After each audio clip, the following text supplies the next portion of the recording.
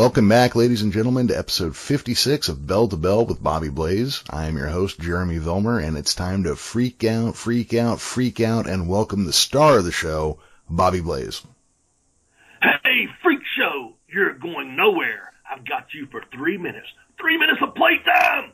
Oh, yeah. Bonesaw McGraw, baby. You was talking about freak time, man. What about that? The Macho Man and Spider-Man. Hey, Jeremy, it's good to be back, man. Thanks. Absolutely. Let's have a good show. I just watched that movie a week or two ago with my grandson, because that's like his favorite movie. Yeah. That's neat, man. Yeah. I'll tell you what, that one joke, like, nice outfit, did your husband buy it for you? Did not age well. Age well. I thought that too, man. Yep, I see that now, and I'm just like, ooh, yeah, bad look, guys. Sure thing, man. You been doing all right? I've been doing all right. How about you? Yeah, doing good, man. I'm excited about this week's episode because you kind of called it off the cuff the way it's supposed to be called. We was in the middle of a podcast. You said, Bobby, I think we got to do 10 reasons. Of course, there'll be many more than 10 reasons why we love the Macho Man, and here we are doing it now. Had plenty of time to prep for it, and I think this is a great topic to start with, kind of easing back into our top 10 list sometimes, you know. It's just so good when you got someone good to work with, you know.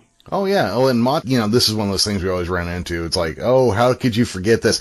Guys, we have to call it 10 somewhere. We can't do our top 10,000. So, that is what we're going to do. But before we get started, Bobby, why don't we real quick talk about a couple cool things that people can buy, and then we will talk about the Macho Man. Okay, yeah. You know what? We got the Pin Me, Pay Me t-shirt with the Blaze on it. You can get that at tinyurl.com/pinmeshirt. I don't even own one of these. I've seen you own one and Tex does, and I'm going to get me one. And I know a couple people hit me up on Twitter, and they said they're going to get them one as well. Guys, on that T-shirt, we get about $4. We have to buy it about 3 ways. We're not trying to pick your pocket or anything like that. We're just saying, hey, here's a way to help this show. If you enjoy the Bell to Bell Bobby Blaze podcast, here's a way to do it. You can go to tinyurl.com/pinmepayme-shirt. But here's something new that the professor put up there, and I think you fans are going to dig it. He found the purple Macho Man t-shirt with the black sunglasses, the iconic purple, black. It's just great, and you can get that if you want to help the show. Hell, I might have to get me a Macho Man t-shirt too, I don't know. But you go to Macho Man, okay, here it is. It's tinyurl.com/BB Macho Man. It's that simple, man. I think the t-shirts run you around $20, something like that. The show gets a little bit of kickback out of it, and you help sponsor the podcast, and we appreciate it very much. Again, you can get the Pin Me, Pay Me shirts at tinyurl.com/pinmeshirt, or you can get the Macho Man shirt. And this one I'd go out and get for wrestling fans right here, tinyurl.com/BB Macho Man. Go get you a t-shirt, man. Help support the show. Yeah, more importantly, we've lost Mach, 6 years ago now, 7 years ago?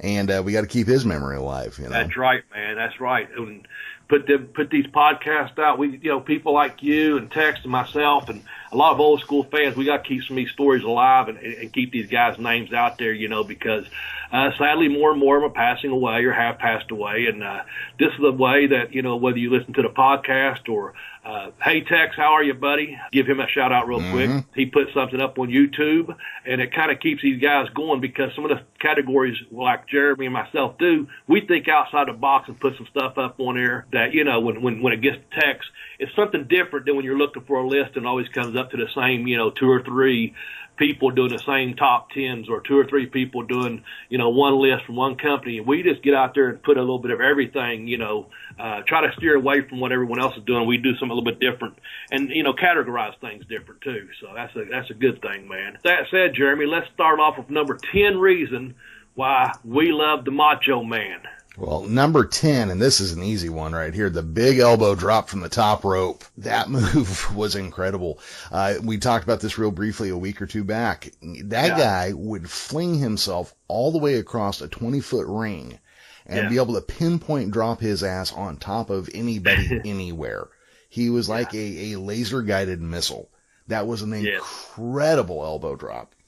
Man, I just close my eyes and see that now. You're right. It was like a missile drop, man, the way he come in. He pinpointed it. You know, he got some great height on it and distance. That was the thing. It wasn't like he just went up top and a guy's laying. And I've been right there where someone will put you right below the ropes and they go up and they do something and come down on you like a 450 or whatever they're doing nowadays. He would put you across the ring, 3/4 of the way across the ring. And he would get great height in that, you know, hell, you know, from the middle of the ring, he's reaching peak height before he starts descending down, like you said, like that, dropped a damn missile bomb out of the air, man, and just hit it every damn time, stick it, boom. So he got the height and the distance, and that was the thing of beauty, man. And that I don't think anyone's ever done the elbow drop from the top and the way he manipulated it when he'd get up on top there and have all the fans, you know, he'd put his hands up. Oh, yeah. Everyone's right there with it, knowing what's coming, man, knowing what's coming. And then to see it so picture perfect, and then, of course, after that, it's the 1, 2, 3, lights out, baby. The Macho Man's going to get his hand raised. A tremendous finish, you know, for anyone at that level because of the TV exposure, which we'll be talking about, to have that kind of a big finish when you know, okay, here it is, because it's what he does. When he goes to when it's the guy's positioned over here, he goes to a far corner and he puts some hand. You know what's going to happen, and you even though you know it's going to happen, you anticipate. And when he does it, it's just such a thing of beauty, man. The elbow drop from the top. There was a thing too when he'd work as a face where he'd be getting his ass beat, and he'd almost like accidentally body slam somebody and like pop up like all shocked and then run over and hit that top rope. Yeah. That was great. I remember, like, even as a fan who was quote unquote semi-smart, sitting on my couch, I'd still hit my fucking feet when that happened, you know? Yeah. Cool, man. Well, that's a good number 10 to come in on. I'm going to go back in history just a little bit and give you number 9, and that is the ICW, the International Championship Wrestling. That was out of Lexington, Kentucky, down on Toronto Road, if I'm not mistaken. And that was the Papo's territory back here in Kentucky, a little bit over Missouri, Illinois, eastern Missouri, western Kentucky, eastern Kentucky over my neck of the woods. They traveled around. And the Macho Man, I think he won that title in like Nova Scotia in 1978 or 79 or whatever. They put the title on him. And the Macho Man was a champion of that. I think his interview says it was March of 79. I could be wrong, but he won it in Nova Scotia. I think he beat Lanny Poffo for the title.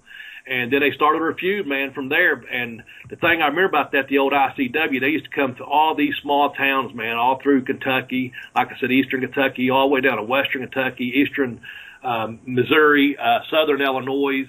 They had shows. They had a TV show. They had a prime time. I'm going to talk about this a couple more times just as laying down the foundation now. They had a prime TV spot on Lexington, Kentucky station. So from probably about the 7th or 8th grade on, maybe 9th grade, something like that, I got to see them on a prime spot. And then they dropped down, and that was right after the Memphis wrestling that came on. So we got to see some good wrestling up in this area on the television tapings, you know. But then they got to they had an 11:30 spot on a Sunday evening or something. So it kind of got whacked there for a while. But when I went off to school, I was closer to Lexington, and we got it. We would get it twice. We had 2 different stations. They'd air it back to back because there was a Hazard station and a Lexington station. So you had 2 different times you could catch it, the old ICW one. And man, a lot of times it's the same program. We'd watch it both times through the weekend, you know, at the time, because we'd still be watching Memphis, and by this time we was watching Georgia and all that. But yeah, the Macho Man, you could just tell he was going to be a star just by the way he carried himself in the ring. We was talking about the Spider-Man movie too. I remember, if you remember, we'll get into some names here in just a little bit, but he wrestled originally as a Spider too when he was still playing baseball. So I wanted to kind of throw that in there. But when he come to ICW, when they opened up and he was the champion, him and Lanny done his feud. And he had that good build, you know. His voice wasn't as raspy, but he would do those freak outs. And sometimes you have to wonder what was going on behind the scenes with the Macho Man back in those days. They'd come through the beads, and maybe a little bit of smoke could be coming out from behind them, and him and Bob Orton might be, you know, just weird stuff going on, you know, kind of deal. A couple of things real quick there at that time. You know, he's supposed to be the World Heavyweight Champion. I guess he got caught borrowing a steak from Kroger's down in Lexington, And some of them said it was part of an angle. Some of them said it just because they was all starving. But I guess he had a steak down his sweatpants, and he was like living in a room with some weights and his dogs, and I guess just eating steak and building his body up because he knew he was going to be a star someday. But I guess they kind of turned it into an angle that, he got caught shoplifting or whatever. That's one of those things you hear about. It's folklore now, of course, but just things like that, man. The funniest thing I remember probably was when the whole ICW thing was running, and if anyone's out there that watched the ICW back in the day, they'll understand this. They ran the angle all the way through, and it was him and Lanny going back and forth. And they did the deal where, and I'll shut up about ICW on this part here, Jeremy. I think you'll appreciate this because I don't even know if you ever heard about this. But I was watching the program with a couple buddies, of course, and Lanny come out and said he had some proof that he's got a big secret he's going to expose next weekend, and he's going to bring it out. The next week he comes out and he says something along the lines that Randy Savage and him are brothers. And I guess by this time, I don't know if some people are smartened up because it's still so kayfabe back there, or if they said, you know what, this is just a great angle, run with it. Anyway, they come out there and Laney says, the Savage is denying it, of course. I'm the Macho Man, and Savage, Laney's like, no, I got proof. You're my brother. No, I'm not. No, I'm not. And he comes out like the next week with a picture, and has a picture, I guess, of Judy Poffo, Leaping Lanny, and Macho Man when he was younger, right? Uh-huh. This is proof that we're brothers. And the Macho Man grabs the picture, and he says something along the lines of, we might be brothers through my dad or something like that because your mother's nothing but a whore and my dad's fucked. I mean, he didn't say it that way, but the implication was the only way I'm your brother is because your mother's a whore, kind of thing. And so he took the picture, of course, and bashed it over Lanny's head. That's the gist of the story, but it's a hell of a good angle, man. Just one of those things that really played well out on TV for the local TV they had. But I think people had started figuring out, like the Miser was the dad and Lady Satan was the mom and the Macho Man and Lanny were brothers or whatever. But it was a good, for that time for kayfabe, man. It was just one of those things that good TV for back in the day, man. Oh, yeah. And someone out there's watched it. They can let you know Bobby got the gist of it right. But it was good stuff, man. That was the old ICW, International Championship Wrestling. Yeah, well, in ICW for those, and this is one of those things I'm glad you're around because I know of it as a legend, and that's it, basically. ICW was Angelo Poffo's fed. It ran in opposition. It was what Jim Cornette would call an outlaw show. Ran partially against Ron Fuller. Hey, Ron, how you doing, buddy? Partially against Ron Fuller, partially against the Jarretts. It did border up into the AWA territory, so it ran against Vern as well.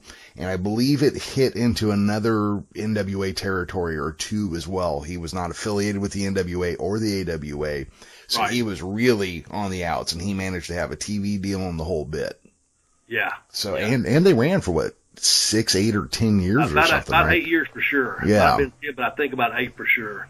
So, I was thinking, you said towards up Burns territory. I had to be up in Illinois some. They went over that way. And then probably on the NWA side, they probably hit a little bit of Virginia over there. And then with the Fullers down there in Tennessee. Mm-hmm. They were considered outlaw wrestling back then. Hell, they went on the air one time. They had a list of people's real names. They started reading them off. They was reading like Abdullah the Butcher's real name and stuff like that. I mean, they did some crazy shit, man. They really did. I guess I'll just go ahead and put this in here now before we jump to the next one. That said, they did eventually invade Memphis. They would go down there when Lexington would run, Memphis, Jarrett would run Lexington once every 3 months. They'd do Louisville every Tuesday. But about every 3 months on a Thursday, Memphis Wrestling, Jarrett and would come through Lexington, where all these guys lived at and trained at for the most part, all the ICW guys. They'd go down there and buy tickets and challenge them. I mean, they would, Macho Man was ready to jump the rail several times. They finally turned it into a working relationship. I think it's about half shoot, half work because, Angelo was going bankrupt by this time, where the company was or whatever. But one of the things I remember, they went to Memphis, and he had a big fight with Savage, Lawler. That was going to be a big blow-off thing. But one of the things they did, they jumped in on Ricky and Robert with Rock and Roll Express, and one of the first things, talk about hardcore, man, Macho Man put Ricky Morton up on a table and pile drove him through the table. Nasty looking. I mean, you don't need to sell it, you know what I'm saying? But look who is selling it, Ricky Morton. the Macho Man, as big and as strong as he was, and outside the ring, and puts Ricky Morton at that table. I mean, you talk about starting a heated battle when they did invade Memphis. It was big business. They pretty much were starving on one end of the outlaw thing, and here they are next.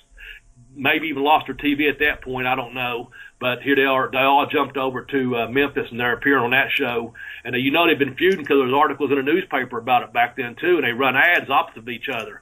And they'd run their programs, and they have guys say, we challenge your champion, the Macho Man, with $10,000 or what, knowing they wouldn't come down there and fight him, Right. But it was all because they tried to get, because they was running like the AP Cole Center or the Ashland Armory or Pike County Armory or something like that, And Lexington, when, that was their home area, they traveled out of to all these different towns. But when Memphis would come, they'd do probably 3,000 or 4,000 people at Rupp Arena because they shut down half of it because it holds like 24,000 people, 23,400, something like that. So they shut it down, but Memphis would draw, every 3 weeks about 3,000 to 4,000 fans, man.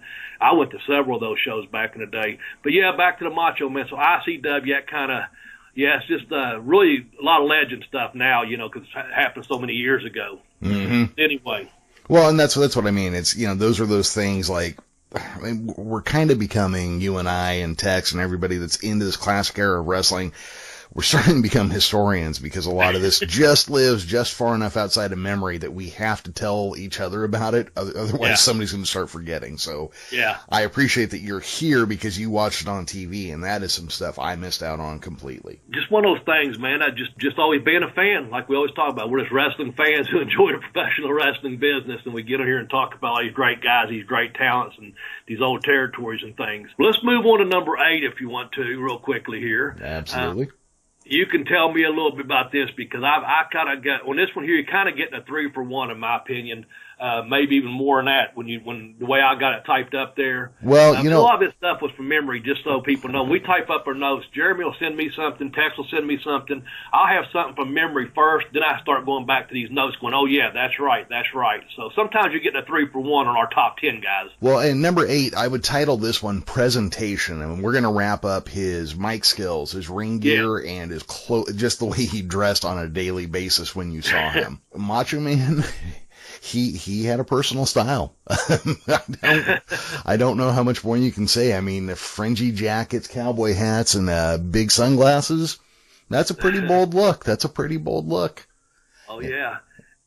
And you stick a microphone in his hand, and you got solid gold. I was even just telling a guy the other day, even when you just saw him on the Arsenio Hall show back in the day, he was great. Yeah. Oh, yeah. Yeah. Well, that's the thing, too. His style of dress, I mean, I've seen him come into the Ashland Armory before in cowboy boots, tucked in a pair of sweatpants.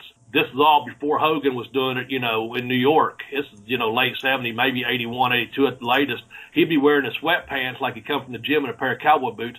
Dead of winter, if nothing but a fucking tank top on, Mm-hmm. and then had the bandana on and the damn sunglasses on. It's dark out. That's just the way he went around. I see him in Lexington, and he'd go into, like I said, maybe the Kroger's or whatever. You'd see him at the park there. He'd be out there with his dogs in a pair of jeans with his cowboy boots, tucked in a tank top, out in the park doing running, taking, just stuff like that's just the way he dressed. Just that flamboyant, that ring gear, just when he added a hat, man, and a fringe and all that stuff. It's just such a look. And I as we was doing this, a little bit of, looking up things as we do on these podcasts, I saw one thing Mean Gene said that I guess the Macho Man walked up to him at the airport and said, "Man, I just can't really take it much more, Gene." I'm not going to do his voice, but he said something to the effect that, he goes, "What do you mean?" He goes, "All these people just coming up to me and talking to me, wanting autographs and pushing and tugging on me." And Mean Gene says something like, "Well, maybe if you wasn't wearing, yellow cowboy boots and this and the fringe and the sunglasses, Randy, maybe in a hat, maybe people wouldn't notice you as much." He goes, "You might be onto something," But he was just so well known by that. Yeah, well, and he was one of those breakout guys too. So I even remember, like, right around the time I started watching wrestling, and the big gaming computer in America was the Commodore 64. There were video games of Macho Man versus Hulk Hogan for the world title, and that was before Macho Man ever had his first quote unquote world title. Yeah. Right. I mean, we can argue about whether ICW was a world title or not, but, It was international championship. Yeah. It was international world title, pal. That's right, by golly. But, yeah. And then, again, his mic skills, just his ability. He was one of those guys that, man, he could turn a phrase. When he needed to be funny, he was funny. When he needed to be scary, he was scary. But you always got the sense, and I've said this before, he always looks like he's about to jump out of his own skin and whip somebody's ass. I love that. Yeah, that's spot on. That is spot on, man. Yeah. And we'll get to that one a little bit more down on number 7. But before we get there, I'm going to plug real quick. I'm going to plug our Prime, okay? Absolutely. I'll let you do the ad part. I'm just going to read it. Folks, if you like Prime, you can get a 30-day trial free of charge if you want to help sponsor the show. You're probably going to be hitting the Amazon button anyway. All you got to do is click a few more keys. Type in tinyurl.com/BB Try Prime. Again, that's tinyurl.com/BB Try Prime. And I'll let the professor here tell you a little bit about the benefits of being a Prime member. Well, the benefits are, depending on the market you're in right now, but 2-day shipping was the standard. But now in some areas you can get same-day shipping or even 2-hour shipping depending on where you're at. You can get all your household goods. You can get your groceries through them now. They bought Whole Foods over here. And so they're starting to get into that market as well. And that is something that is going to keep growing. You get streaming services, which I think is probably the coolest thing that you get is the streaming services, because Bobby, we're headed to Halloween again. And my favorite stuff to watch is really low grade horror films. Yeah. And if I can't find something, I just jump on Amazon. I go type in horror comedy on the search line in Amazon Prime.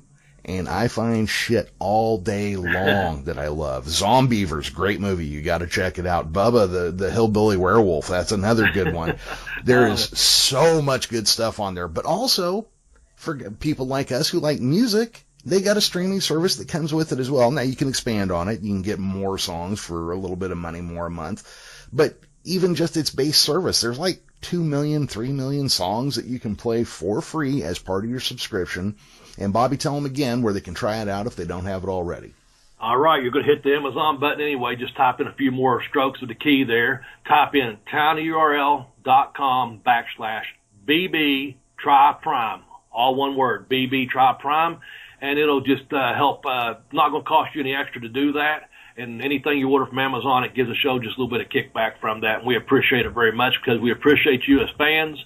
And listeners, so just try to help you all out and try to help our podcast go along here. So thanks again, folks, at tinyurl.com/BB Try Prime. That's right. That is right. Also, real quick before we get off topic here, but, you know what? I'll save this. Okay. You know what? Let's move on to number 7. Yeah. Right where you was talking about him being like he had that look, he ready to jump out of his skin and whip someone's ass at any time. I think you brought it up last week. You said the word was intensity. And I have to say, that's it, man. From the entrance of that pomp and circumstance music coming on, him coming down the ramp or whatever, when you heard that music, he was just intense, whether it's been an interview in the back, something they've already pre-recorded in the back, what have you, to the entrance music, you hear that music, him coming down that, walking that aisle, and to the finish of that big elbow drop off the top, the Macho Man was very, very intense. And I think I can clearly say that's the way he was 24/7. He was just that intense. He was an intense person. Weight training, cardio, talking, all those different things, in the ring ability, the timing, he had great timing in the ring, all because of hard work, because he was that intense to get that much better and be that kind of a person. He knew he wanted to be a champion, and the champion he was, just intense. Well, and I've asked you before, was Macho Man ever out of character? I didn't ever see the character.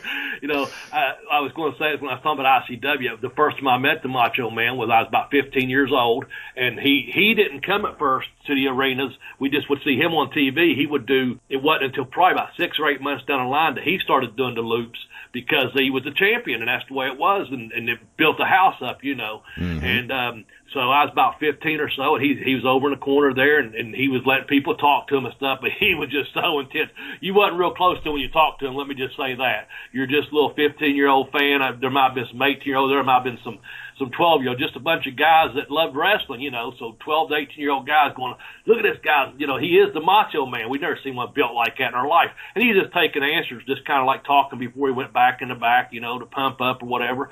And just came out and right into from the same person he was talking to was right out there like the kicking ass, whoever he fought that night, Lanny or Rip Roger, whoever it was. I think actually would have been fighting Rip because they was partners a lot. Then all the way to, like I said, we told a story last week about taking the bathroom wet floor bump in a bathroom and coming through the door. Just that intense, man. I think anywhere you saw him walking down the halls, at the corridors of a building or anything, he was ready to go, man. He just, whether you see him at the gym, I saw him come into the building one time talking to Hogan. I just happened to be walking by. I wasn't like eavesdropping on a conversation or anything, but Hogan was standing one way talking to someone, and Macho Man walked right up to him, and he just like, "Hey, brother," and they just started right in. It was just like almost like it wasn't being recorded or anything, but it was almost like they was doing it for film, because I think he said something like, "You seen Hercules? We were supposed to go to the gym today," or something like that. And he was like asking Hogan. I don't know if they all came on different flights or what it was. I guess he was going to meet Hercules Hernandez for a workout at the town we was in. But Hogan was talking to probably like Beefcake or something, and Macho Man just like, "Hey, brother," it just started right in on Hogan, like, excuse me, "Hey, man, have you seen Herc?" or anything. No, he was like right up to him, "Hey, brother, you seen Herc? We supposed to go to the gym today." All intense and shit, He's ready to get that workout. I think he had a cup of coffee in one hand, and just, getting lit up to go, fired up to work out, man. I wouldn't think Mach would need caffeine, Yeah. Coffee cup. It could have been water. It could have been coffee. I don't know. I just seemed like he always had one, around back there. But I'm with you. He's always high wired and high strung and ready to go. Intensity. Well, let's talk about his theme song too, real quick. He never really changed it except when he went to that kind of metalish guitar riff heavy version of it. But he always came out to Pomp and Circumstance, which of course he borrowed from Gorgeous George. Yeah. And that's where he got that from. When that music hit, you knew exactly what you were in for. Yeah. You knew who was coming to the ring, and you knew what it was going to be like. Yeah, we've done those. We've done the one podcast on wrestling musical themes and stuff, man. Just like we talked about some of the top ones that we hear that glass shatter. Someone's getting their ass kicked and this and that. But the same thing with the Macho Man. When you heard that music come on, you wasn't at a fucking high school graduation. You was at a wrestling show, and you knew what was going to happen from bell to bell. It was going to be some serious, intense ass kicking by the Macho Man. Someone's getting their ass whooped when you heard that music. Oh, yeah. They wasn't walking across the stage getting a diploma. No, that's you. Yeah, the audience was perfectly trained. That was probably one of the earliest situations I can think of, like that and Real American, where the WWF had really started training the audience to music. Yeah. What's funny to me these days, and I don't watch a lot of modern wrestling, but, I know that every time there's about to be a run-in, they hit the music now. All I can imagine is some poor production, if we're in the land of kayfabe, some poor production assistant having to run up and down the hallways constantly cueing music like, "Oh, fuck, he's coming out of the locker room. Hit his music. Some poor intern is going to get fired, Yeah. And that drives me crazy, too, about wrestling. When they do that, cue the music, someone's coming. That's one of the elements of professional wrestling I miss. And it's not that I watch that much anymore. It's just one of those things used to, if someone's in the ring getting their ass kicked, you would look, if you was at the show, you didn't have to be cued by music. You would look towards the baby face's door like, is anyone come out here and helping this guy getting his ass whooped, or you knew that, okay, they left him laying, no one's coming out. So you didn't have to have that music cue. But now when you're watching, and I know it's that big TV production and stuff, but now when you watch it, I just like that element of suspense, that element of surprise, man, that, if two guys are in there fighting and someone jumps in and now it's 2-on-1, they're beating the baby face down or what have you, I don't want that music playing and then seeing who's coming because you already know the person's music, I just want to look up and say, oh, shit, here comes so-and-so down the entrance ramp. That's just me. But I'm a wrestling fan. What can I say? Oh, yeah, absolutely. That drives me crazy. And that's one of the things I'm really excited about with Billy Corgan getting ready to do this studio wrestling in Atlanta again. Yeah. I guess Cornette's going to be doing some of the color on that one. Yes, he is. And actually, they're going to be there as we're recording this on Sunday the 29th. They're actually doing today and tomorrow. That's where we're going to be in Atlanta doing the studio wrestling. I'm really looking forward to that. I think it's going to be something really good. Yeah. Cornette's going to be doing some color commentary for it. They've got a lot of good talent at NWA, as we spoke about before. And I'm really looking forward to seeing what comes out of this because they're doing 2 days now. And we'll see what happens later, but it's going to be studio wrestling, man. And I'm excited about it. Yeah, and where I was headed with that was back in the studio days. Yeah. You didn't get music when people were doing a run-in. And every match didn't end in a run-in, which I understand is the problem right now. But yeah, because the people start looking automatically, and you don't need to do that. That's the thing. You don't have to have the match end with a run-in. You don't have to have people turn their head. They want to be seeing what's going on at the ring. And there it is. They left the guy laying. No one made the save. Maybe there's an interview or a promo or what have you, and that's that, So there's a fine line there is when you do a run-in and when you don't do the run-in. But you sure as hell don't need their music playing to cue them to come into the ring, Yeah. You're either watching from the back or not. I remember, I used to watch all the matches to learn the best I could on the road. I don't know if I've even told this story on this show. I've told a couple young guys this, but it happened to me in Canada. I was watching a show, and one of the promoters come by and he said, "Bobby, this match is hot." And I kind of looked at him because I wasn't sure. I was thinking, "Oh yeah, it is, man. It's going to be a good match." And so he gave me the office to kind of come to the locker room door. And I did. He goes, "You're a heel, and they're going to be doing a run-in and leave them laying, so you don't need to be seeing that." He goes, "That's a hot match. If they're going to wonder why you're not. The fans are going to look back here and wonder why you're not out there. Because your friends are getting beat up." Oh, okay. So then when I went to Smoky Mountain. Of course, you're smart enough, a couple of years goes by, whatever. I was watching some of the matches, this and that, and I was waiting for the main event to come on, which is Ricky and Robert, and I don't know if there's wrestling bodies or whoever. But anyway, Robert walked by his house show, like Beckley, West Virginia or somewhere, and they had a great armory up there, Riley County Armory up there. It was I loved that facility. It had this great wrestling atmosphere. But he walked by and said, "Bobby, it's a hot match."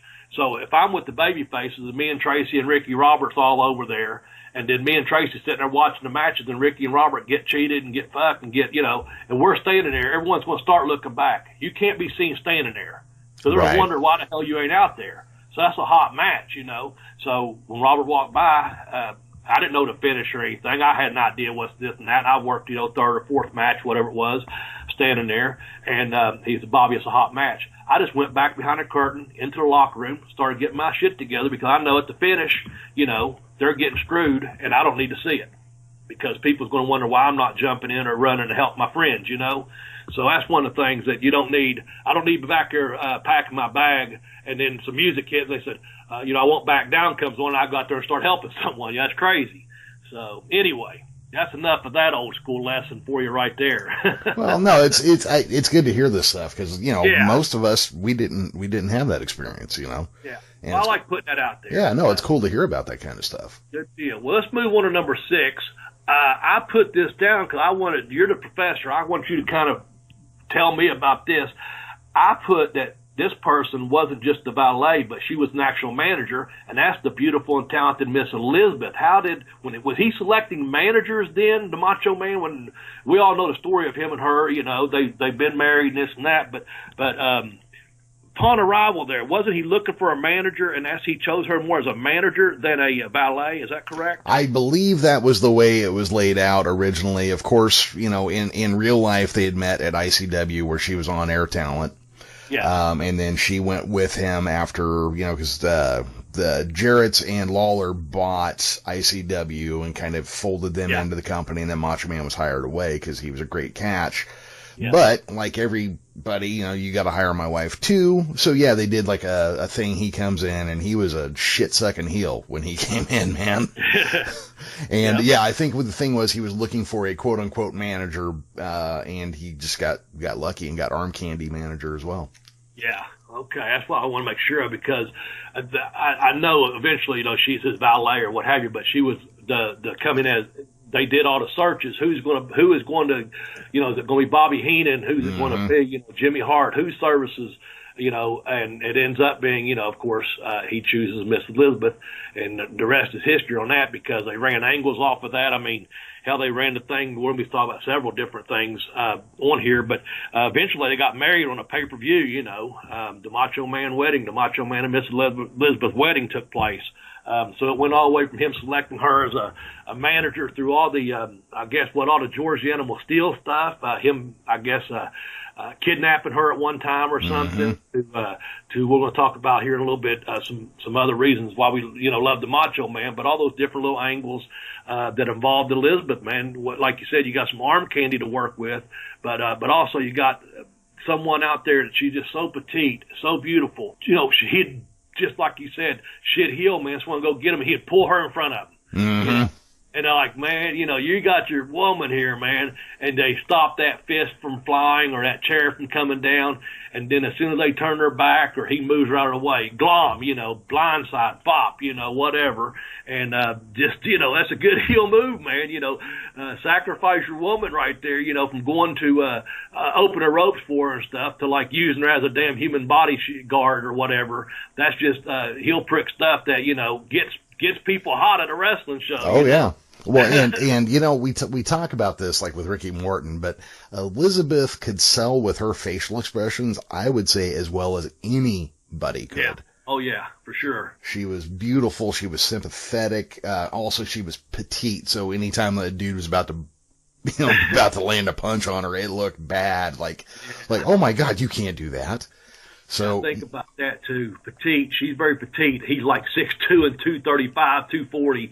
Just that odd look of like, that's a huge, just stand next to a normal human being and someone 6'2" and 245 like he was, ripped. And then you got this little woman. I don't even know if she's 5'1", 5'2", maybe. I don't even know if that. And then probably 101 pounds, if over 100 pounds, you know. So that's a huge guy standing, you know, 10 or 12 inches above her and outweighing her by 140 pounds or whatever, man. That's just, but he's going to use that just like a shield, you know. Oh, yeah. So Miss Elizabeth, though, man, very talented, too. Very talented. Oh, yeah. Like I said, she could sell with her face. She could sell as well as anybody. I mean, even when Randy Savage was a bad guy, that look of concern she'd get when he was getting his ass kicked was, you almost felt bad for him for a minute. Then you realize what a fucking prick he was, you know. Yeah. And I'm just going to do you a segue here, Jeremy. If you want to see some of her facial expressions, you can probably go on the YouTube channel. Oh, yeah. Tex, if you're listening out there, I know we're Tex is getting all the football list together of all the great wrestlers that used to play in major college or in the NFL that become professional wrestlers. And I think we're down to number 6 on that. So some of those videos are going to be up in the next 4 to 6 weeks from what Tex told us from down there in the boiler room.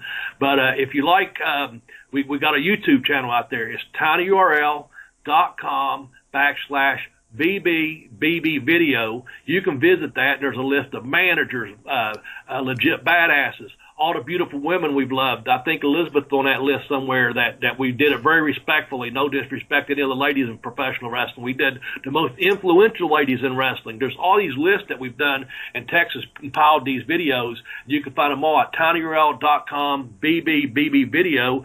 And a professor just informed me today. Jeremy, what was that number we just hit on our YouTube channel? We just hit 6,000 subscribers, so thank you, everybody. I'm glad you're enjoying it. Also, the comment section blows up in there quite a bit. I know you and I don't always read through it religiously. I know you stay off because of your blood pressure, and yes. I read it just when I want to make myself feel crazy sometimes. But yeah, I do eventually get around to reading all the comments. I know Tex stays on top of them because you can go through and see where he comments back. Yeah. So yeah.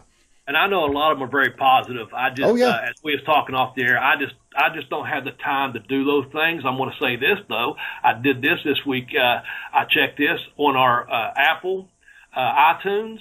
We've got about 29 reviews as a 5.0, and we've got some real nice comments from several of our listeners. And if you take the time, wherever you listen to the podcast, you know, go on or leave us a review. We appreciate that very much. Reviews are important for the podcast. I know we was talking about the tinyurl.com/BBBB video for the YouTube channel. We appreciate your comments there.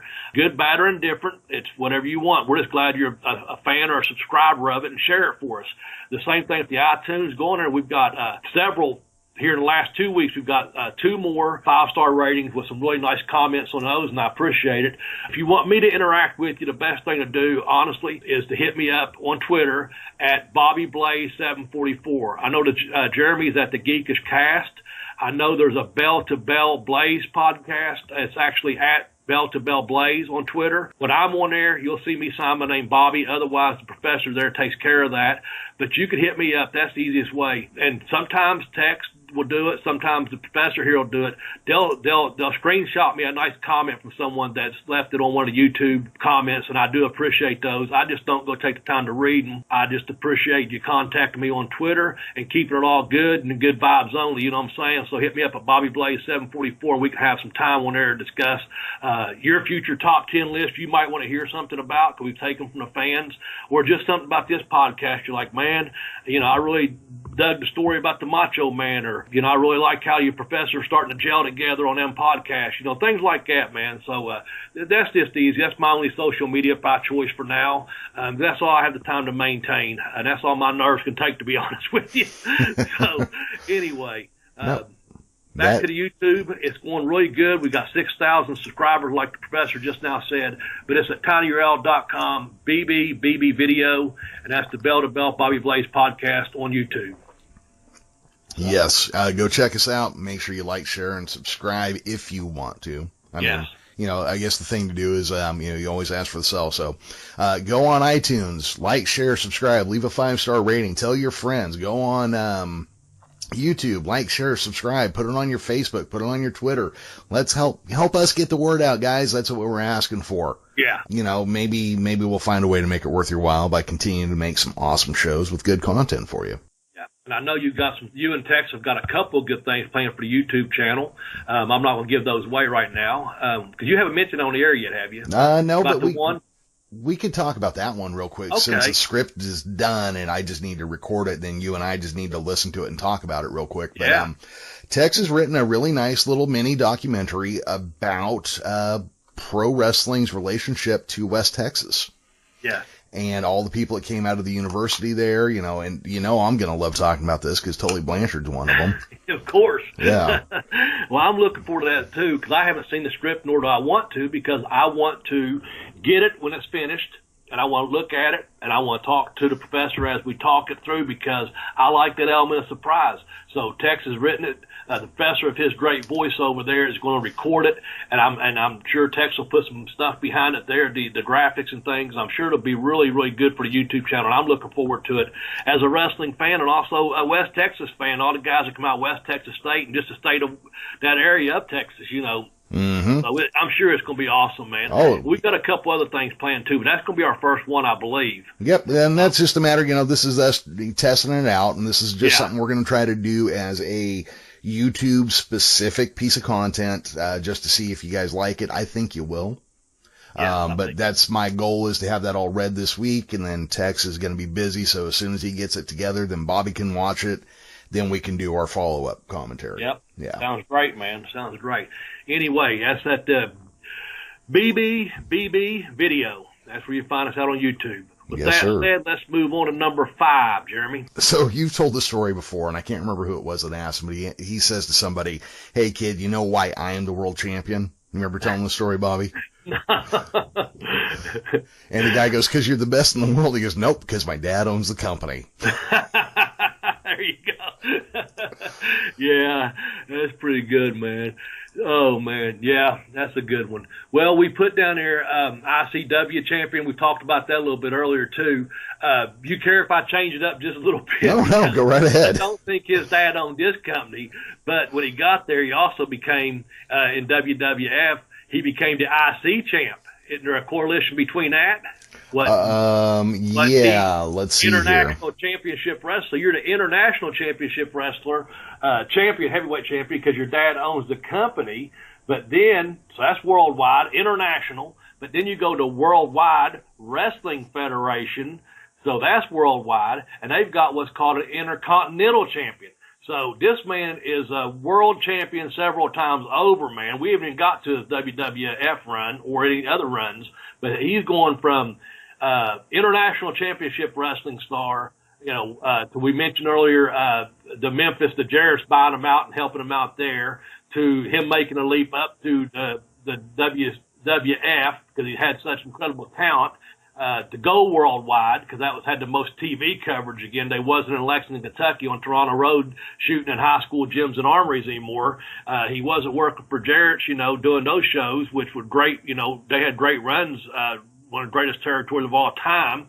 Not just, you know, battling Jerry the King Lawler for his title. Now he's going to the, quote, big time, the worldwide, wrestling federation, if you will.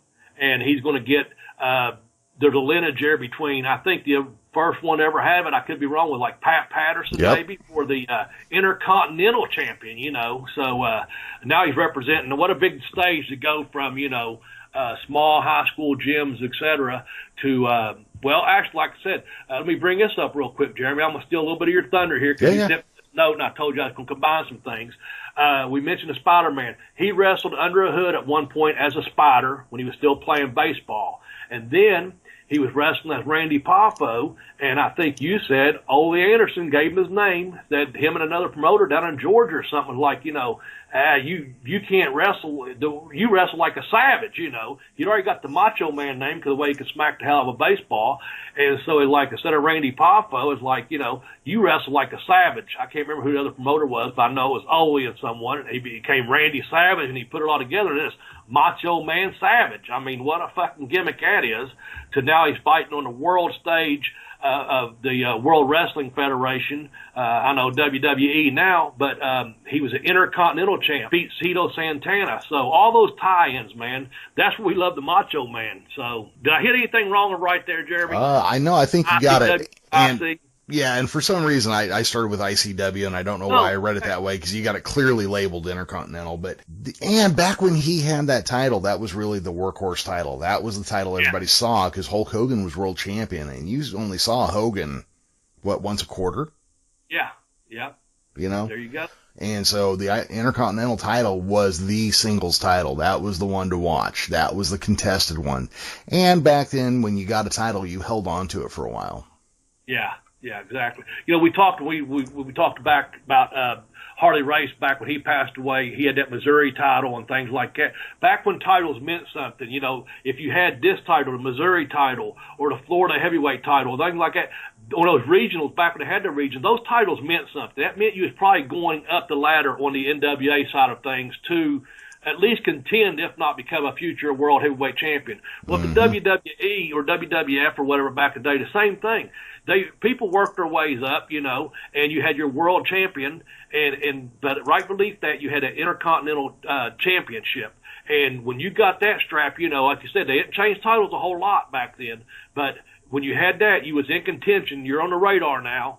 Eventually you'll get your run with, Sammartino or a Bachman or in this case here, Hogan, and that was the whole build up, man. You carried that title around because you're on the radar big time because you are a champion, but also you're probably going to get a title shot. And when it come to Hogan, not that it didn't, I'm sure it did with Backlund and Sammartino and some of the all the other ones too, as far as making money. But I'm sure that, when you knew you would get that good 3 or 4 month run with Hogan, that was the pinnacle of, okay, now it's time to make some serious money because I'm on top making that run. Mm-hmm. So that's kind of the buildup of things. And maybe I'm just preaching to the choir and someone knows a lot more about that than I do. But that was kind of the thing that made you believe, like, oh, okay, the Macho Man is the Intercontinental Champion now.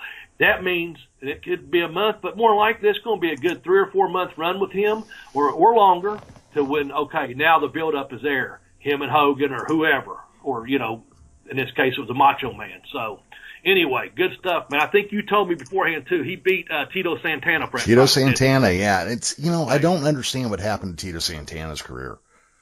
Because he was hotter than shit for a quick minute there, and then they turned him into a bullfighter for some damn reason or another. Yeah. I wrestled him, and I got a picture in actually one of those big WWE encyclopedias. Mm-hmm. I've got a book I bought, I bet it's been probably 20 years ago at like Books A Million or something. Big hardback copy of one of the encyclopedias, one of the earlier ones they came out with. And actually there's Bobby Smedley in an armbar, long blonde hair, decent tan, old black trunks and some black boots. And the El Matador has got me in an armbar. And I think I gave it to one of my boys. I know it's still here at the house, but it is pretty cool when you come across something like that, be at a bookstore. Being a wrestling fan I am, pick up a book and then see yourself in it, Yeah. And I bought it like $10 back in the day or whatever. But, yeah, I went I think I wrestled him in Toledo, Ohio, maybe Fort Wayne, Indiana, somewhere on one of them runs when I was back doing the TV jobs for WWF back in the day. I told you the Flair story, beat Piper. I think Tex sent me we're going to just so you know, the night that I wrestled, I think it was Tito. Could have been Kerry Von Erich. Either way, I didn't know this because Tex couldn't find the footage of it. But on one of those two shows I was on, one of them was in Fort Wayne, Indiana, one of them was in Toledo, Ohio. That was the show, Jeremy. I know you haven't heard this yet, unless Tex did put it into a message to you. I was on that show. That was a show that Jake Roberts set the Cobra loose on Macho Man's arm. Yeah, I was there. I didn't know it because I was in the back. I'd already went out and done my deal, or whatever. Because you TVs, and I think you did 3 or 4 hours worth of TVs back then. And some guys worked twice, because I was on for the Saturday morning show called Superstars of Wrestling. That's the ones I was on. And but yeah, apparently I was there. I was there because Tex done the homework on it. But that was one of those shows where I guess they were shooting whatever it is, Saturday night main event or whatever they were shooting while I was there. That's the night that I guess Macho Man, or the whole story about him freaking out about not letting the Cobra, let it bite you first and this and that. He's afraid someone's going to poison him, or the snake was, still poisonous or what have you. And when that snake latched on, when you see that footage, man, I guess it just like really latches on to the Macho Man's arm. And anyway, back to the Tito thing, yeah, that's who he beat, but that's who I wrestled. So it all kind of comes back to you as you start talking about these things. So, yeah, ICW champ, that's number 5, and just another reason we like the Macho Man or love the Macho Man. So I know the timers went off. We need about 10 more minutes at the most. Yeah, that's not a problem. Go, so. Hey, time answers to us. We don't answer to time, There you go. Yeah. Well, let's go on to number 4, and this was a big deal. Mega Powers with Hulk Hogan. They exploded together, didn't they? Yeah. They had two handshake, man, and I watched that footage just the other day. I watched it several times back because I just remember doing that with so many people, like me and another guy backing at each other, turning and shaking hands just for fun, because we got it off of that. When them two, just the Mega Powers come together, man. Hogan and Savage, that's just the Macho Man, madness, and what you gonna do, brother? We already talked about those catchphrases. Oh yeah, let's put them all together, man. Now you got the full impact of the Mega Powers, man. So no, that was a big deal because Macho Man had just gone face like in the last 6 months, I think, before winning the title. Yeah, before winning the title, they were kind of testing him out and seeing how he'd do. Then they, let him go. And then when they put him and Hogan together as a team, we all knew it wasn't going to last because Hulk Hogan's never kept a friend very long. Yeah. But it was pretty incredible watching those guys. Hulk Hogan was not a joke at this point in his career. Nobody was sick of him yet. No. And this was a big damn deal. And, it kind of looked like he wasn't an egomaniac because somebody else was running around with the title. So, it was cool. But one of my favorite things, and I don't know if you've seen this, but there's the gif of them shaking hands online, and it just says, when you and your friend try shrooms for the first time. I like that. That's pretty cool. It's a great one. Yeah, nice. Yeah. Anyway, Mega Power, I love that handshake thing. I'm sure they could put a lot of good ones out there. I haven't seen that one, though, but I'll have to check that out. I can imagine, of course. So. Oh, yeah. And a year or two back, Jay Lethal wrestled, I want to say it was Flip, I think. Yeah, because he came out to the ring with Brandy Rhodes. So it was, I can't think of the guys. It was Flip Gordon or something like that. Yeah. But as he's getting ready to go out to the ring, Lanny Poffo walks up behind Jay Lethal and slaps him on the shoulder. And Jay Lethal immediately turns into Macho Man. Nice. So when he hits the ring, he's treating Brandy Rhodes like she's Elizabeth, and he's trying to go for the handshake with Flip the whole time. It's some good stuff. See, it's some really cool stuff. That's why we're wrestling fans. That's good stuff, Professor. Good stuff, man. Good deal. It was good. It was cool to see, and having Lanny there with him for it was awesome, because then it's not like just some gag, but his brother was actually, or Right. You know. Kind of give them the blessing there and the passing of the torch, if you will, Mm-hmm. and also just paying homage to something that we're talking about, the mega powers. You know, that's cool, man. Kind of keeping it alive like we are, you know. Exactly. And I know Jay Lethal's a very talented guy, man. Phenomenal wrestler, tremendous talent in the ring. And I haven't watched him lately, but I do know he's that damn good, man. He is. He really is. He is fucking incredible wrestler, Glad you actually. brought his name up, man. I know sometimes we don't mention a lot of current guys and this and that, but we know they're out there when we see something like that, and I appreciate you sharing that with me. I may have read just a little brief about that online, but I'd forgotten it, and it just I was kind of getting chills as you was telling me, because I was picturing in my head, man, that's really killer. That's a good deal, man. So let me go to number 10, the elbow drop. Number 9, the ICW title reigns. Number 8, his mic skills, presentation, etc. Number 7, the intensity of the man. Number 6, Elizabeth as his manager. Number 5, the Intercontinental Champion. And then also number 4, the mega powers with Hogan, which is going to take us to number 3, which is when he became the WWE champ. Way back in 1988, I think it was, Jeremy, and I think you had the build-up to it, because I had to ask you beforehand. I said, who did he beat? And you told me to set up. Why don't you enlighten us there, Professor? All right, so I'm doing a lot of this from memory right now, but as I remember it, as we were going into WrestleMania 4, this was when Ted DiBiase was trying to buy the world title. And he got Andre the Giant to win it and then sell it to him, and then Jack Tunney stripped them of the title, Andre and DiBiase of the title, because you can't sell the title apparently. So this I'll make my own. Go ahead. I'm sorry. Oh no, that's legit, because I'm sure there's been a storyline where somebody did sell it and it went over. So going into 1988, Macho Man wins King of the Ring. And the crowd had been starting to back him. The crowd had been starting to turn. And I'm sure the company had done this, as much as anything else. But, look, the dude was a talent, Yeah. So as we get closer to Mania that year, WrestleMania 8, they decide there's going to be a 14-man tournament for the WWF Heavyweight Champion. And Macho Man goes on to win the tournament. And it was a big, big deal, because I remember I was arguing with friends, and you got to remember wrestling was hot at this point. Like, you could talk to your friends about it and nobody called you a fucking nerd. And going into it, everybody's like, oh yeah, Hogan's got it. And I'm over here thinking, well, Andre's got it. And I go, but I'd like to see Macho Man win. I think that would be, and then boom, he did it. And that was a big deal. That was awesome. Good deal, man. Yeah. That's WrestleMania 4, correct? WrestleMania 4. Okay. I want to throw this out there real quickly, too. Back up one WrestleMania, because this is not going to be our top 10. Like I said, sometimes you get those 2-for-1s or 3-for-1s. He had that big match at WrestleMania 3 with Ricky the Dragon Steamboat. And it went down as one of the greatest wrestling matches of all time. It's about 18 to 20 minutes, and it's just spot on every move from the Ricky the Steamboat sinking those big, deep arm drags in, a Macho Man taking those big, beautiful bumps for him. And it's just one of those matches that just people still talk about today. Here it is 30 years after the fact, that's one of the greatest matches of all time. That's at WrestleMania 3, and it was the Macho Man and Ricky the Dragon Steamboat.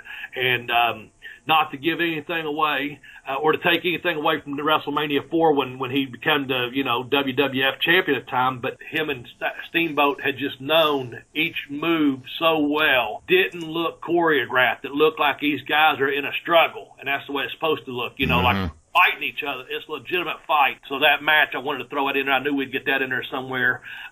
Just like earlier, I got the story in about Macho Man, pile driving Ricky Morton through the table, way before Funk did Flair. That took place like 9 years before Funk did Flair in the NWA, because I popped for that when I watched it. And not to get off on some tangent there, but here's again one of those 2-for-1 things. So, Randy Savage and Ricky Steamboat at WrestleMania 3, jump up to 1988. Number 3 was when Macho Man won the 14-man tournament to become the WWF World Heavyweight Champion, man. So now he's got the ICW Championship.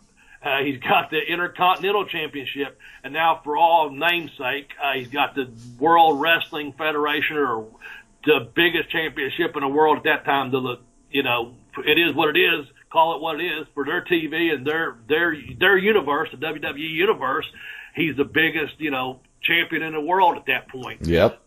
From working his butt off from, high school gyms, National Guard armories, to, going through the territories, to, finally getting a break and, damn near going bankrupt, I guess, with the ICW, to where they get purchased by Jarrus and working that territory, to when he gets called up to, man, what a megastar this guy's going to be, to become not only just getting a job there, hiring a female manager, we talked about that, to, okay, now he's going to be the Intercontinental Champion, to, you know what, this guy's such a fucking megastar, he's going to get the strap, and he worked his way up all the way to the top of that. It goes back to one of those two things that we talked about earlier. Number 8 was like presentation, mic skills, ring gear, and all that. And number 7 was the intensity. You throw all that together, that whole package, and there's your fucking champion right there, the Macho Man. Yeah, and I think I've heard this, and, other people can tell me if I'm wrong or whatever, but Macho Man was one of those guys, he constantly worked on his character. Practice his mic skills. He was one of those guys that probably, read through one-liner books and looked for turns of phrases to use.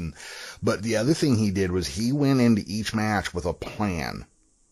He knew every step of that. He was prepared for every match. And I have heard that he was one of those guys, him, DDP, a handful of other guys, even if they hadn't talked to the other guy, could go into a match and they know the other guy's moves, they know how to deal with them, they know how they're going to come.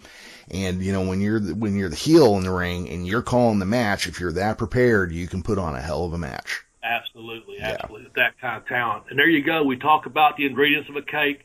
I always said there's like 3 to 5. You got your sugar, your flour and your milk, or your sugar, your egg, flour, those things. The same thing we talk about in wrestling. You got to have 3 or 4 really good ingredients, and 5, maybe. But the top 3, 1, you got to be able to wrestle or to work, And he was he could do stuff, from the top rope to the way he would jump over the top rope, the way he would catch someone's head as he did the hangman, coming over the top rope.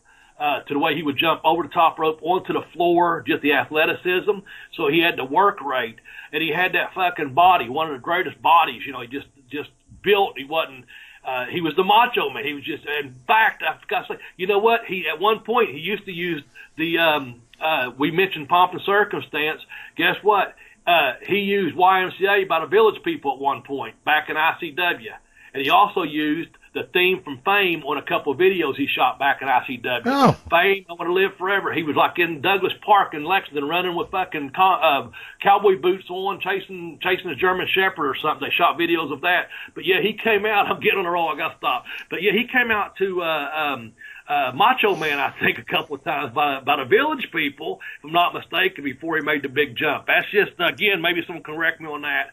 But I'm getting all excited about that because that goes with the body. He had the body, and he actually, he had the mic skills. You said he might have looked through a book and caught out how to turn a phrase or, catch some keywords here and there. So he had several ingredients.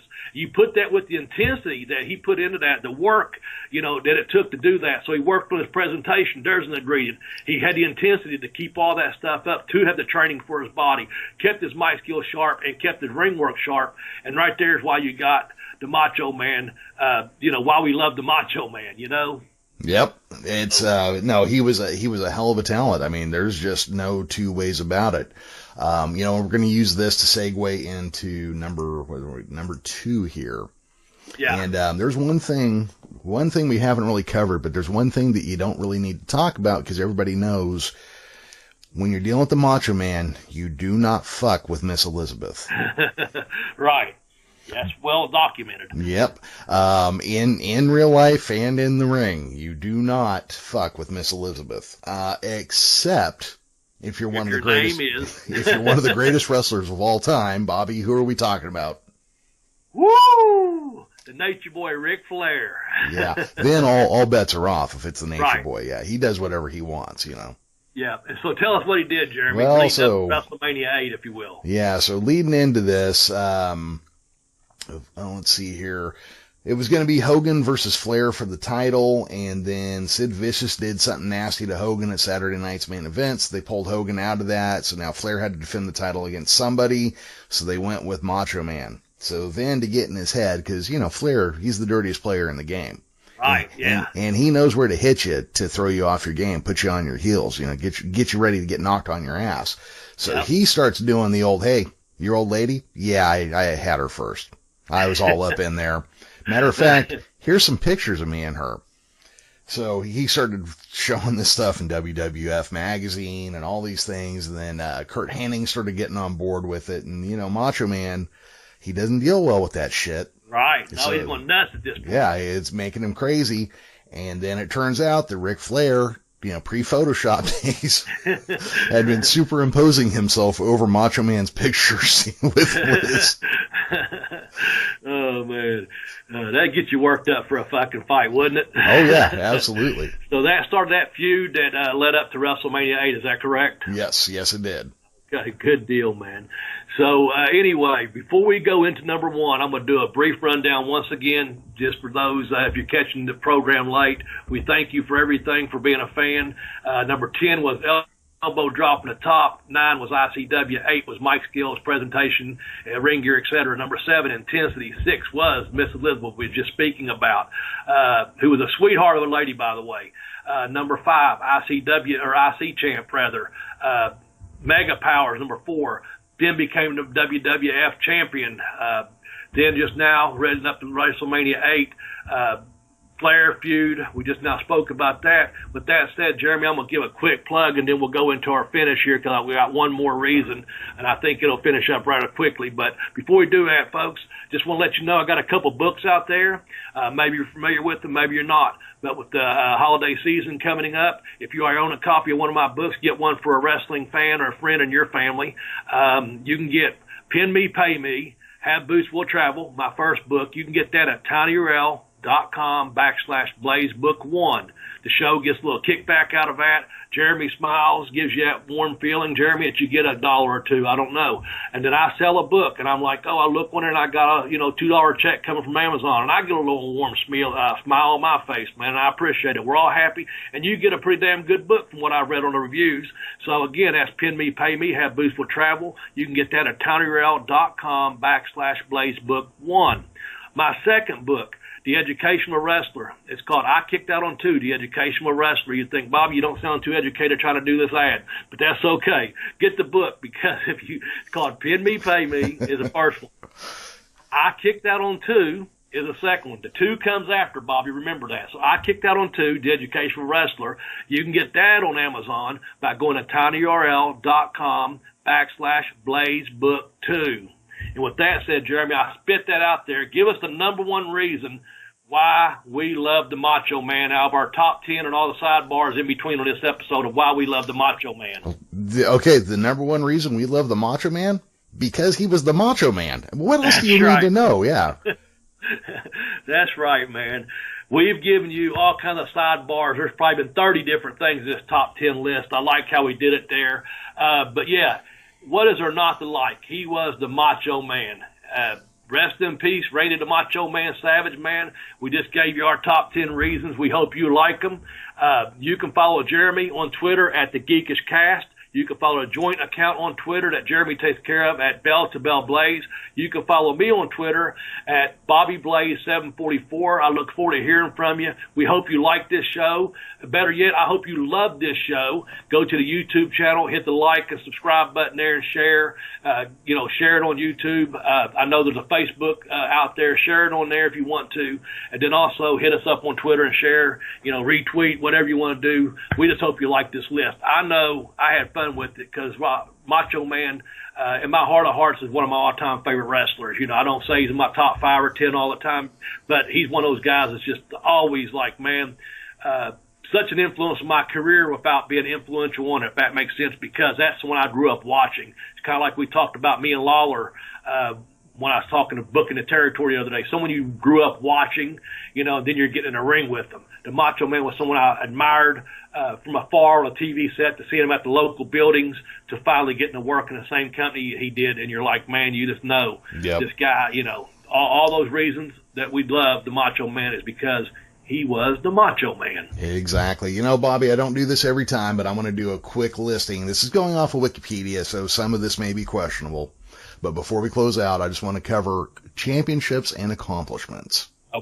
Okay, so we're going to go NWA Mid-America Continental Wrestling Association, AWA Southern Heavyweight Champion twice, CWA International Heavyweight Champion once, NWA Mid-America Heavyweight Champion 3 times, Grand Prix, GPW International Heavyweight Champion twice, Gulf Coast Championship Wrestling, NWA Gulf Coast Tag Team Champion 1 time with Lanny Poffo, ICW champion 3 times. I believe every time he won it from his brother, though, but, whatever. My dad owns the promotion. Yeah. Pro Wrestling Illustrated, Comeback of the Year, 1995. Feud of the Year, 1997 with Diamond Dallas Page. Match of the Year, 1987. Care to guess who? Ricky Steamboat. Probably one of the best modern wrestling matches of all time right there. Yep. If you have not seen it, go out of your way to go see it. Most Hated Wrestler of the Year, 1989. That guy could have won that award several years had he wanted to. The only reason he didn't is because he didn't want to. Most Popular Wrestler of the Year, 1988. Stanley Weston Award, 2011. Wrestler of the Year, 1988. Ranked number 2 of the top 500 singles, PWI 500 in 1992. Ranked number 9 top 500 single wrestlers, PWI years in 2003. Ranked number 57 of the top 100 tag teams, PWI years, with Hulk Hogan in 2003. USWA World Champion once. You almost held that at one point, didn't you? And almost. you beat one of their champs. That counts a little bit, right? Yeah, something. Yeah. WCW Champion 4 times. World War III winner once in 1995. WWC, I don't really like to talk about them a lot, but because this is Macho Man, we're going to go ahead and say he was a 1-time WWC Heavyweight Champion. WWF Intercontinental Champion 1 time. Heavyweight Champion twice. King of the Ring once. WWF World Heavyweight Champion tournament winner, obviously the first time he won the title. Hall of Fame class of 2015 for the WWE. Hell of a career. Yeah. He should be in any Hall of Fame out there. That's all there is to it, because he was the Macho Man. Yep, he was the Macho Man. Well, Bobby, anything you want to wrap up with before we go? No, man, just people, thanks for listening. Appreciate you being fans of the podcast, fans of the show. Appreciate you taking the time to record and edit, Jeremy. You are the professor. You bring up all the good stuff. And I'd like everyone out there just to please take care of each other. Keep all the good vibes going, man, and just show some love in the world, man. Just pass it around. You know what I'm saying? Like, think of that mega shake, walking up to someone you know and give them that mega handshake, man, the mega power handshake, and just say, hey, it's all good, man. Just show some love to each other is all I'm asking you. Yeah. Well, with that being said, for myself, Professor Jeremy Vollmer, for Bobby Blaze, I just want to say, the Macho Man will live forever, and bye-bye, everybody.